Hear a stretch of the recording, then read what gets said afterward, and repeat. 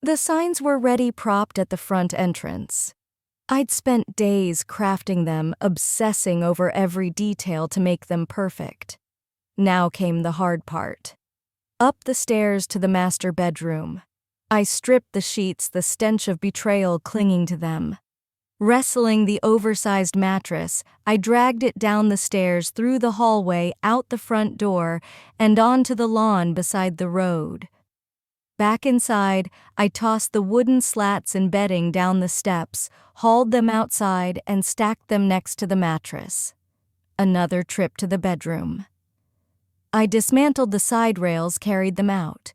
Checked my watch, 4:22. I had to hurry. Everything needed to be done by 5:00. The headboard and footboard came next. By 4:35, the bed was reassembled on the lawn, then the kitchen table. Light enough to slide, I tilted it, maneuvered it through the doorway, and placed it beside the flower bed. Last was the 6x8 rug from the living room. I rolled it up, set it with the rest, raised the signs, and stepped back. Only 455 minutes until showtime. 10 minutes until my wife Laura got home. I stood in the street, gazing at my creation. It was beautiful, almost enough to bring tears. Laura had defiled our marital bed, the kitchen table, and that rug with her lover Mark Evans for 6 months. The signs, bold and high, screamed the truth. The largest over the furniture read, "These items are yours, free." They're no longer welcome in this house. If you can stomach the stench of infidelity and broken vows, help yourself. Above the bed. On this bed, my wife shattered our marriage vows, sleeping with her lover twice weekly for 6 months. Their latest tryst was this afternoon, the smell of their affair still fresh on these sheets. Above the table, Laura and her lover often had sex here, sometimes hours before she served me dinner. Above the rug, Laura and her lover favored this rug for their activities. A fifth sign angled behind the table declared, "Laura's lover is her boss, Mark Evans of Evans and Price Realty. He's married with 3 kids. I doubt his wife knows, but she will soon." Pinned to each piece were 17 x 24-inch photos of Laura and Mark caught in their passionate betrayal faces, alight with lust. At 4:57, I was ready. Laura would be home any moment. Neighbors gathered, some cars stopped, phones buzzing with gossip or calls to the police about public indecency. I waved to the crowd, stepped inside, and closed the door. At 5:05, Laura's car rounded the corner, slowing as she noticed the crowd. Her eyes locked on the lawn, the signs, the photos. Even through her car window and my front one, amidst the chatter of 40 or 50 onlookers, I heard her scream, "No, oh God, no!" Her gaze shifted to me, standing at the window. Her face was pale, tears streaming silently, pleading why. I had the same question for her. After a moment, I turned, drawing the curtains. "My name is Daniel Carter. I met Laura in our junior year at college in Portland, Oregon. A mutual friend suggested we meet, and I was instantly captivated. Laura wasn't conventionally beautiful, but irresistibly magnetic. At 5'2", her striking green eyes and shoulder-length blonde hair framed a petite, perfectly proportioned figure. Her 32B curves and slender waist drew me in. I was smitten, certain I'd win her heart.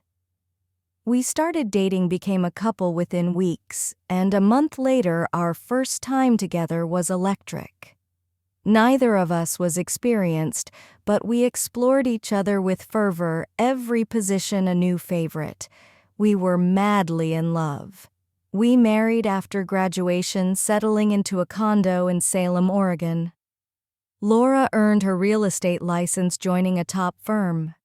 I leveraged my engineering degree for a solid job at an electronics manufacturer. Life felt perfect. Over the next 13 years, we built a beautiful life. First in our condo, then as our incomes grew, we bought our dream home in Eugene, Oregon. Our daughter Sophie, now 9, arrived, first followed by our son Ethan, now 7. We adored them, living for each other and our family. So what went wrong, I wish I knew. I saw no signs, no hints of trouble. I lived in blissful ignorance, trusting Laura completely. It took a cruel twist of fate to reveal the truth. On a Thursday just before noon, I got a call from Sophie's school nurse. She was sick, possibly the flu. I was in a meeting, so I asked the nurse to call Laura. She had tried Laura's office. Laura was out all day. No answer at home, voicemail on her cell. Urgency forced the nurse to call me. I left work, picked up Sophie, and drove home. Opening the garage, I froze. A strange car was parked beside Laura's. My throat tightened, my stomach churned. No, it couldn't be. Not Laura, the woman I loved more than life. But why was a stranger's car in our garage door down? Something was wrong. I told Sophie to stay in the car, lying about a pest control visit. It was my first lie to her. I crept into the garage, unlocked the kitchen door, hoping to find Laura with a friend over coffee. The kitchen was empty. So was the living room. Then I heard her laugh, bright, familiar, from upstairs. My knees buckled. The only rooms up there were bedrooms. I climbed the stairs, each step heavier, the carpet muffling my tread. Sophie's room was empty, her bed neat. Ethan's door was closed. As I reached for it, Laura's laugh echoed from the master bedroom. Heart pounding, I approached the door. Silence, then the soft creak of our bed against the wall. Laura's voice. "Oh God, Mark's so good." A man's voice replied, "Feels amazing, doesn't it, Laura?" "Yes, Mark, you know it is. The best ever. I've told you 1,000 times. No one's ever satisfied me like you." "Even my pathetic husband Daniel," he gasped. "Please don't call Daniel pathetic, Mark. He's not. He tries so hard, loves me so much. But when he's with me, all I think about is you." Bile rose in my throat. I needed to see it, yet dreaded being caught. My marriage was over, but I craved visual proof. Heart shattered, I cracked the door open. There was Laura, legs spread, knees up, with her boss, Mark Evans. Rage surged, but I knew confronting them could land me in jail. She wasn't being forced, she was eager. "On your knees," Mark commanded. She obeyed instantly. "Whose is it, Laura?" "Yours, Mark, only yours." I closed the door, stumbled downstairs, and drove Sophie to my mother's, barely holding it together. I told Sophie the house's chemicals made me ill, half true. At my mother's, I left Sophie without explaining, promising to return soon. Back at work, I planned my revenge. As a senior engineer in medical devices, I shared a complex with our security division. I called my friend Chris Larson, a brilliant security engineer from college. I needed his help. He met me in my office, shocked as I recounted catching Laura and Mark. I didn't confront them. Sophie was with me. I needed proof, audio, video, undeniable evidence of their affair. Chris offered wireless micro cameras and mics integrable with my home PC, plus a voice-activated recorder for Laura's car. I'd pick them up tomorrow. That night, facing Laura was torture. I feigned illness, avoiding suspicion. Laura was in the kitchen preparing dinner, panicked when she saw Sophie. "Where were you? Why didn't you call about Sophie?" "The school tried you," I said. "Your office said you were out. No answer at home or on your cell." "Oh, I must have turned it off, showing houses." She lied. "Too busy with your boss to care about our daughter," I thought. She tucked Sophie in, proving she loved our kids, but I was her obstacle. That would change. I slept in the guest room, claiming illness. The master bedroom's open window and fresh sheets couldn't erase the images of Laura and Mark. Rage boiled, but I stayed calm, plotting. The next morning I left early, avoiding Laura. At work, I canceled our joint credit cards, transferred half our accounts to a new bank, updated my will life insurance, and 401k to name Sophie and Ethan. Erasing 13 years felt too easy. I needed a divorce lawyer. Oregon's no-fault laws meant Laura's affair wouldn't affect finances, but it could help with custody. I wanted shared custody. Laura was a good mother, but I needed to stay in our kids' lives. Chris delivered the equipment. We installed cameras and mics in the living room, kitchen, guest room, master bedroom, and bathroom, ensuring every angle was covered. The car recorder was set. That night, Laura's intimacy with me felt like a cruel farce. "God, Daniel, you make me feel so good," she said. "No one loves you like I do." I turned away, rejecting her affection. She seemed confused, hurt. "Jack, I'm sorry if I didn't satisfy you," she whispered. "You always do," I lied, hiding my disgust. She claimed I was her perfect lover, but her tears later suggested guilt or fear. I suspected something. The next day, Laura mentioned showing houses all afternoon, a likely cover for meeting Mark. I parked across the street, watching.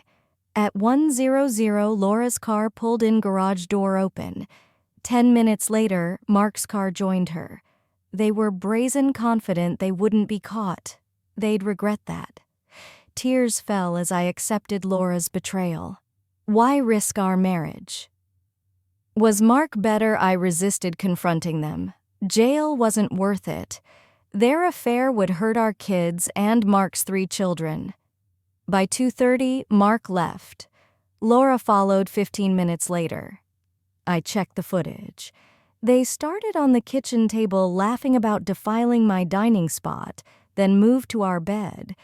Mark suggested Sophie's room, but Laura refused, her only boundary.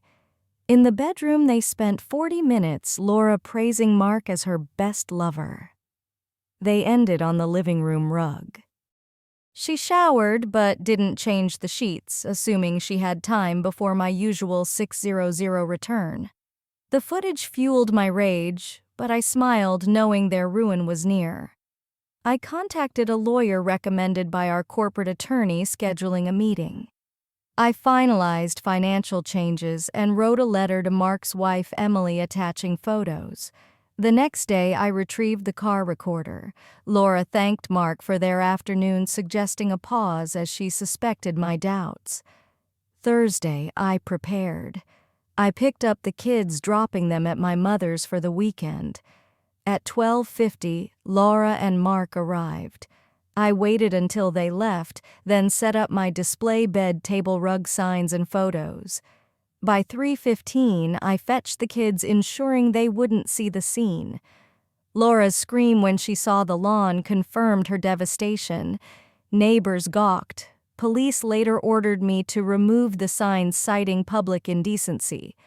I complied. They'd served their purpose. Laura's world crumbled. By noon Friday, Emily received my letter. My lawyer served Laura and Mark at work.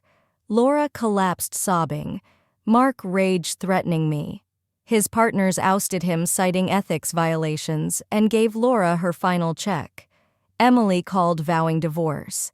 Laura vanished after leaving the office, inconsolable. Saturday. Laura called, desperate to know about the kids. They were safe, unaware.